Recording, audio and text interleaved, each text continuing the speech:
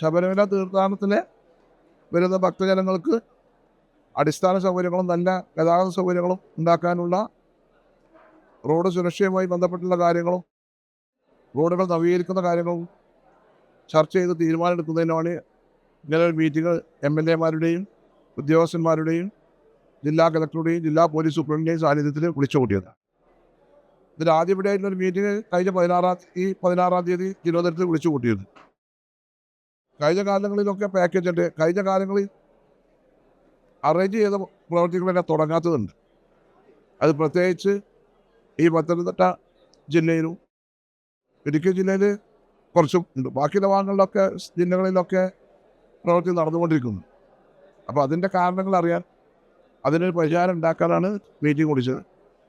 പുതിയ ശബരിമല പാക്കേജ് ബഹുമാനപ്പെട്ട മുഖ്യമന്ത്രി ആദ്യഘട്ടത്തിൽ തന്നെ ഇതിൻ്റെ നിർമ്മാണ പ്രവർത്തനങ്ങളും മറ്റു സൗകര്യങ്ങളും നടത്തണമെന്ന് പറഞ്ഞിരുന്നു. അതിൻ്റെ അടിസ്ഥാനത്തിൽ കൂടിയാണ് ഇന്ന് മീറ്റിംഗ് വിളിച്ചത്. പുതിയ പ്രോജക്റ്റിൽ 400-450 കോടി രൂപയുടെ ശബരിമല പാക്കേജ് വരുന്നുണ്ട്. റോഡ് സേഫ്റ്റിക്ക് ഒരു 15 കോടി രൂപയോളം നീക്കി വെക്കുന്നുണ്ട്. ജില്ലാ പോലീസ് സൂപ്രണ്ടും ജില്ലാ പോലീസിൻ്റെ മേധാവികളും സൂചിപ്പിച്ച കാര്യങ്ങൾ, ലൈറ്റ്, മറ്റുള്ള സൗകര്യങ്ങൾ, റിഫ്ലക്ടർ, ഇതൊക്കെ എല്ലാ റോഡുകളിലും റോഡ് സേഫ്റ്റി ഫണ്ട് ഉപയോഗിച്ചാണ് നടത്തും.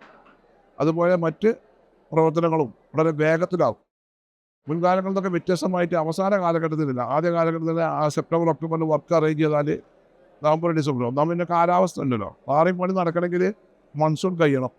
അത് കഴിഞ്ഞാൽ എത്രയും വേഗത്തിൽ റോഡുകൾ നവീകരിക്കും, പാച്ച് വർക്ക് ചെയ്യും.